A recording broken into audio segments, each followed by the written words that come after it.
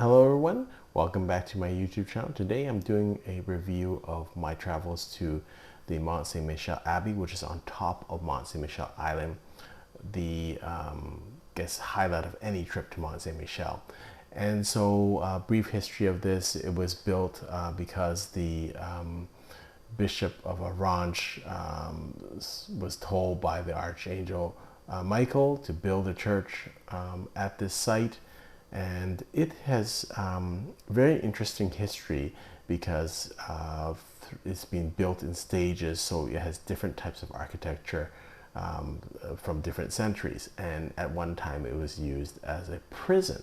And I guess in modern times people thought, well, it's kind of silly to have such a nice site that was so holy and it's so beautiful used as a prison. So eventually it was turned into a monument and a World Heritage Site. So I would strongly recommend that you buy tickets online before you go. I think the tickets are $11, but also the audio guide. You can buy it there or you can buy it beforehand, is another €3, and you should really get that. Or else you kind of go on and you don't know what you're looking at. The other thing is the next day what we did is we actually took one of these conference visits, which is another €18, which has a private guide with you for a small group of between 10 to 20 people, and you get to go into some areas that are not offered on the other tour. I think the two together give you a very good basis for the understanding of the Abbey, because the audio guide is kind of you can visit by yourself. It gives you a little bit of preliminary information, and then when you go on a conference visit, you get to go into other areas, but they also talk about the areas that you first visited with the public tour, and that you got some information from the audio guide from. So it's really useful and very complete. I will mention there's quite a bit of walking, and so for those who are not able to walk a lot, it's really tough to get around. Not sure if they actually have handicap access or if they have elevators, but so there's a lot of walking involved. But you get some spectacular views of the bay, like I've shown in this picture. So be prepared to, especially in summer, walk a lot, and just be careful because the steps in stone are pretty large. Once you get inside, you get these magnificent corridors of the church, and again, a lot of the this will be explained through the audio guide, so that's really helpful. It's useful to kind of look at the magnificence, but it's nice to get a bit of background about the church and what you're seeing.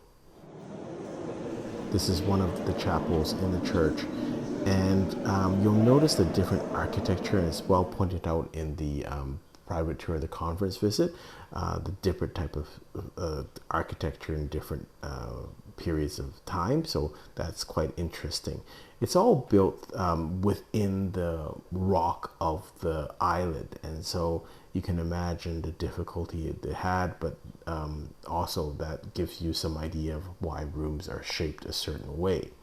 Then there's this courtyard that's part of the abbey. So it was at one time used as an abbey and a church site and monastery, but then used after that as a prison. So you can see the contrast. Some things look like a kind of monastery, and then there's some other areas that were kind of refitted to be for prison. So it's just an interesting look into the history of the place, and now it's turned into a tourist site, which is that everyone can marvel at. This is the stunning hall where, when it was used as a monastery, the monks would eat. And so obviously it's been restored, but it's just beautiful in terms of the lighting, the architecture. They explained that the windows are shaped a certain way to bring in the lighting and give the grandness of the hall. This next room was used as a state room to visit, to welcome kind of dignitaries that came into the monastery, both from political and religious dignitaries, but these two kind of holes there, that's the ovens, that's the kind of fireplaces that would be burned when you had needed heat.